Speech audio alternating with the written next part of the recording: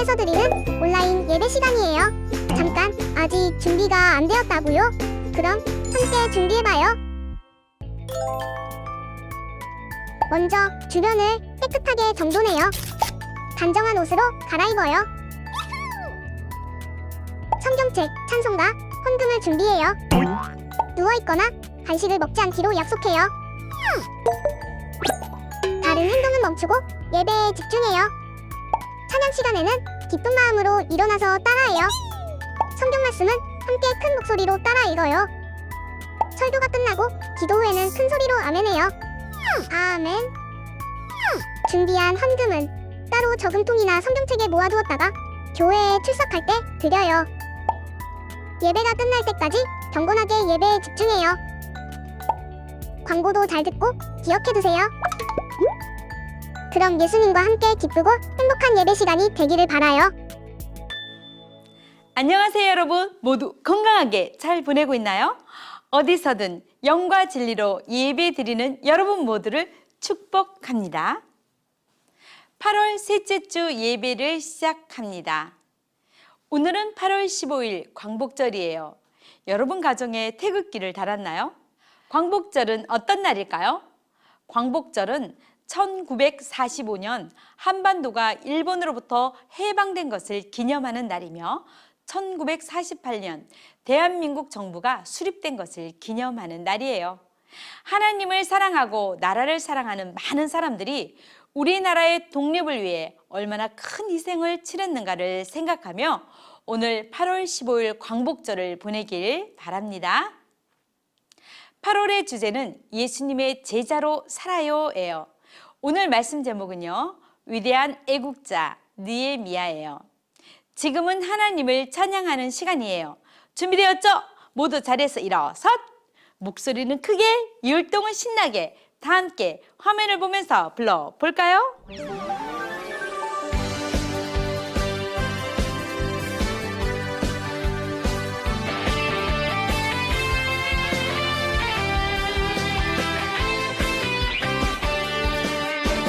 이 세상을 바라보며 기도하는 우린 주의 자녀.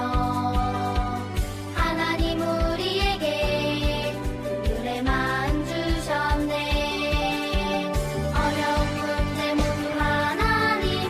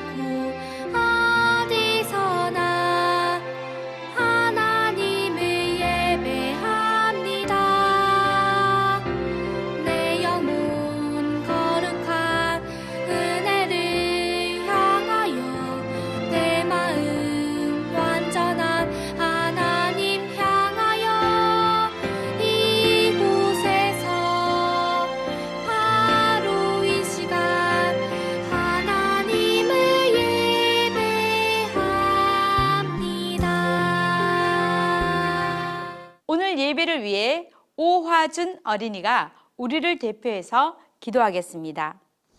사랑하시는 하나님, 오늘도 우리가 마음을 모아 예배드리게 해주셔서 감사해요. 비록 집에서 영상 예배를 드리지만 우리 모두 하나님만 바라보게 해주세요. 내일은 광복절이에요. 나라를 위해 열심히 기도한 할아버지 할머니처럼 우리나라를 사랑하게 해주세요. 느헤미야처럼 열심히 기도합니다. 우리나라를 지켜주세요. 교회와 학교를 지켜주세요. 우리가 하나님 말씀 잘 듣게 해주세요. 예수님의 이름으로 기도합니다. 아멘.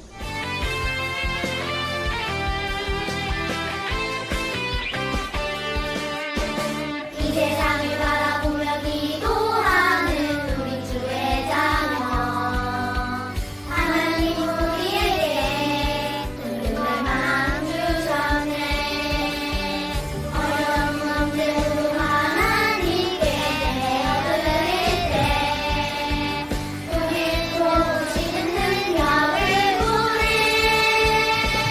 느헤미야처럼 간절한 마음으로 기도하겠어요. 다시 회복하고 다시 세워지는 이 땅의 세대를 위해 느헤미야처럼 담대한 믿음을 실천하겠어요. 오늘 하나님과 함께 살아가는 우리는 이 세대에 이끄는 하나님 자녀. 오늘 요절 말씀입니다. 잠언 14장 34절 말씀 함께 또박또박 읽어볼까요? 공의는 나라를 영화롭게 하고 죄는 백성을 욕되게 하느니라. 잠언 14장 34절 말씀 아멘. 오늘 뵐 이야기는요, 하나님을 사랑하고 나라를 사랑하는 사람 느헤미야의 이야기예요. 그는 무너진 예루살렘 성을 건축하기 위해 페르시아 왕인 아닥사스다 왕의 허락을 받고 먼 여행길에 오르게 되었어요. 페르시아의 수상궁으로부터 예루살렘까지의 거리는요, 약 1100km였기 때문에요, 3개월이나 걸렸어요. 오랜 여행 끝에 마침내 유다 예루살렘에 도착한 느헤미야와 그 일행은요, 너무나 감격스러웠어요. 우리 조상들이 살던 땅, 하나님께서 우리 유다인들에게 주신 이 땅에 오게 되다니. 느헤미야는 자기의 조국을 사랑했고 또 자기 조국을 지키기 위해 이렇게 먼 길을 달려와서 감격스러웠어요. 느헤미야의 마음은 하나님이 주신 애국심으로 가득 찼어요. 여러분에게도 애국심이 있나요? 애국심이란 자기 나라를 사랑하고 지키는 그런 마음이에요. 우리는 하나님이 넘치게 축복하신 자유로운 나라 대한민국에 살고 있어요. 그런데 여러분 혹시 나라를 사랑한다라고 말하면서 쓰레기를 아무데나 버리고 우리나라의 나쁜 점만 이야기하며 욕하거나 악성 댓글을 달고 있지는 않나요? 태극기나 한글을 하찮은 것으로 여기나요? 아니면 자랑스럽게 여기나요? 여러분은 나라를 위해 일하는 군인과 경찰관, 소방관에게 감사하는 마음을 가져야 해요. 그리고 나라를 위해 기도해야 해요. 특히 지금은 더욱 나라를 위해 기도가 절박한 때예요. 여러분이 하나님의 자녀라면 자유로운 나라에서 사는 것이 얼마나 감사한가를 행동으로 보여주세요. 느헤미야는 자신의 나라를 사랑했고 지키기 위해 먼 길을 달려 유다까지 온 거예요. 그런데 사마리아의 통치자인 산발락과 암몬의 통치자인 도비아는 느헤미야가 온 것을 매우 싫어했어요. 이보게, 유다인들을 잘 살게 할 사람이 왔다는데 이거 큰일 아닌가? 에이, 정말 큰일이야. 예루살렘이 다시 강한 도시가 되면 어쩌지? 안 돼. 절대로 그렇게 내버려서는 안 돼. 우리가 힘을 모아 방해를 하자고. 옳거니 그렇게 하세. 유다가 우리 사마리아와 암몬보다 더 강해지면 안 되지. 절대 안 돼. 산발락과 도비아의 마음은 죄악으로 가득 찼어요. 우리의 마음도 죄악으로 가득 차 있다는 것을 여러분 알고 있나요? 친구가 나보다 더 좋은 성적이 나왔거나 칭찬을 받으면 시기하고, 내 마음에 들지 않는 친구는 미워하거나 무시하고, 힘이 약한 친구나 동생은 함부로 대하기도 해요. 성경 예레미야 17장 9절은 이렇게 말하고 있어요. 만물보다 거짓되고 심히 부패한 것은 마음이라. 죄는 우리를 하나님께 가까이 갈 수 없게 해요. 죄에는 반드시 심판이 있어요. 그러나 하나님은 죄 있는 우리를 사랑하셔서 우리를 죄에서 구원하시려고 아들 예수님을 보내셨어요. 예수님은 우리의 모든 죄를 대신 지시고 기꺼이 십자가에서 피 흘려 죽으셨어요. 우리는 예수님을 믿을 때 죄를 용서받고 구원을 받을 수 있어요. 산발락과 도비아는 죄로 가득 차서 느헤미야가 온 것을 정말 싫어했어요. 예루살렘에 도착한 지 3일째 되는 날, 느헤미야는 모든 사람들이 잠들었을 때 말을 타고 성벽을 둘러보았어요. 어떤 곳은 돌무더기와 쓰레기 더미로 가득 쌓여 있어서 말이 지나갈 수 없을 정도였어요. 이 도시를 둘러싼 그 많던 성문들은 다 어디에 있단 말인가? 느헤미야는 탄식하며 성문 하나하나를 확인했어요. 예전의 성은 동서남북으로 둘러싸여 있었어요. 북동쪽에 위치한 양문은 백성들이 자신의 죄를 대신할 희생 제물인 양을 데리고 가는 문이었어요. 북서쪽 성벽에는 옛문이 있었고 남서쪽 모퉁이에는 골짜기 문이 있었어요. 성 안에 있는 모든 쓰레기는 분문을 통해 내버렸고요. 샘문은 사람들이 물을 얻기에 가장 가까운 장소였을 거예요. 마문은 왕의 말들을 마국간으로 데리러 갈 때 사용하는 문이었고, 마지막 한밑갓 문은 전쟁하러 나갈 때 병사들이 통과하는 문이었어요. 그러나 이제 모든 성벽은 다 무너져 버렸고 성문들은 거의 다 불타버린 상태였어요. 다시 짓는 것은 엄청난 일이었지만 느헤미야는 어떻게 해서라도 성벽과 성문을 건축하기를 원했어요. 그리고 사람들에게 성벽 건축 계획을 알리기로 결심했어요. 다음날 아침 느헤미야는 백성의 지도자들에게 말했어요. 여러분! 성벽의 곳곳이 무너지고 불에 타고 쓰레기 더미가 되었어요. 그래서 우리는 이웃 나라들에게도 부끄러움을 당하고 백성들은 사나운 맹수들이 들어올까 봐 두려워하기도 했어요. 하나님께서 우리를 도우실 것입니다. 두려워하지 마세요. 우리 같이 성벽을 쌓아야 합니다. 우리 다 같이 성벽을 건축합시다.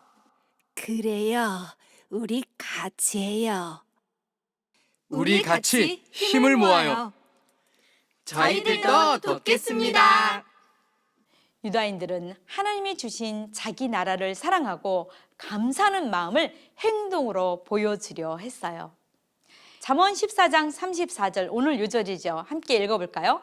공의는 나라를 영화롭게 하고 죄는 백성을 욕되게 하느니라.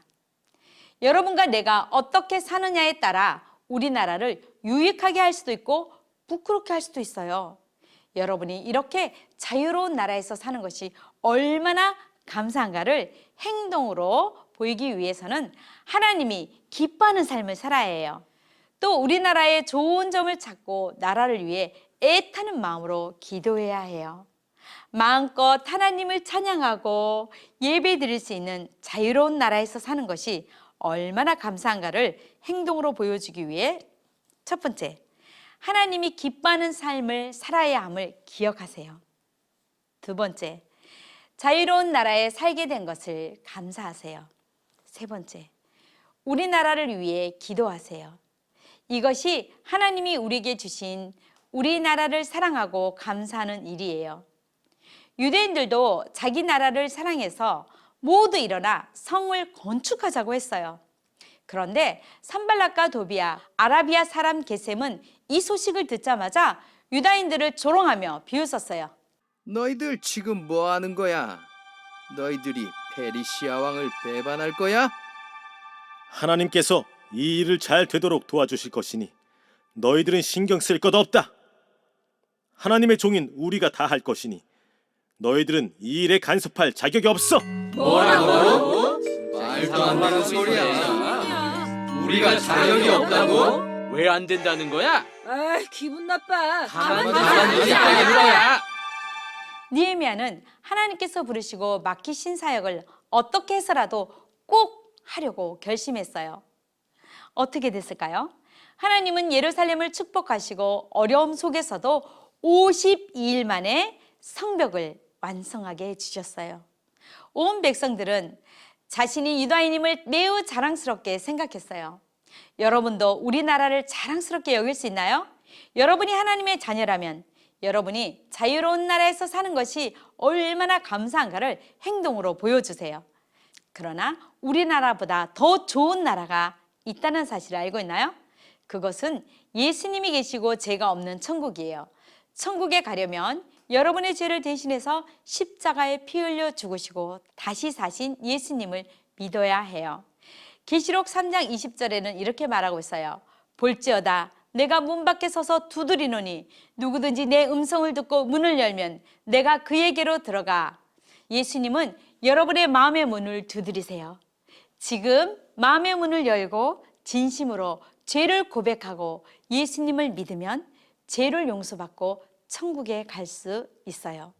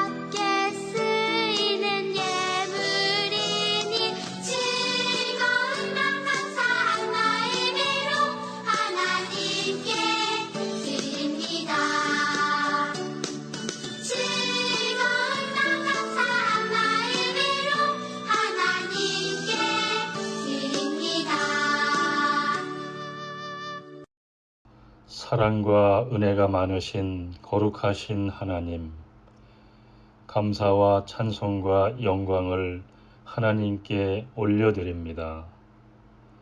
저희를 하나님의 자녀로 삼아주시고 오늘 거룩한 주일 하나님께 예배할 수 있는 환경 주셔서 감사합니다.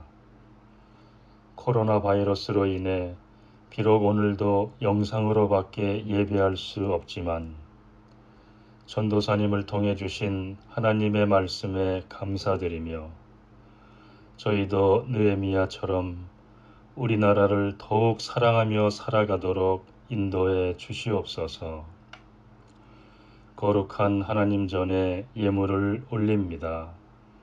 드리는 손길을 기억하여 주시고 하나님 나라에서 귀하게 쓰이도록 축복하여 주시옵소서. 예수님께 감사드리며 예수님 이름으로 기도합니다. 아멘.